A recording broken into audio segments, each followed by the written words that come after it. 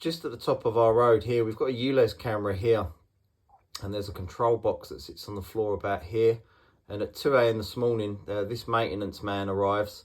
So this is the maintenance man coming to do just before 2 in the morning.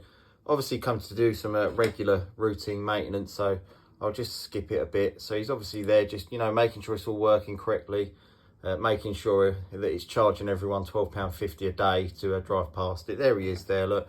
He's obviously just doing a software update or something like that on the ULEZ camera. I'm going to assume he's probably a smoker of some kind, because obviously where he's doing his regular maintenance here and he's just checking that everything's working fine on the ULEZ camera. You'll see what happens in a minute. So by about 6 minutes past 2 in the morning, I don't know how well the camera picks it up, but you can just sort of see, probably due to the maintenance man's software update that he's done on the camera, I think he must have burnt a driver out in one of the control boards or something, because you can just see a little bit of smoke coming out of the box there.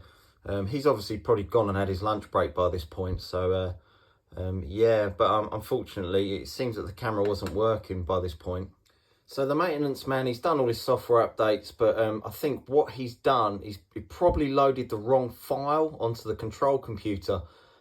Or he was a smoker, because what you can see by 2:15 now, he's left, he's done his job, he's probably gone on his lunch break.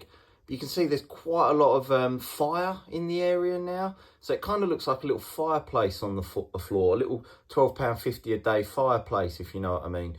There's quite a lot of flames coming from that general area now. So that is a pity. Oh, and look, there you go, there's a fire engine there 30 seconds later. If we skip some more, yeah, there comes the fire brigade. Oh, look, they're using a fire extinguisher there. They put the fire out and cover the surrounding area in white powder. TFL, you need to get some better engineers.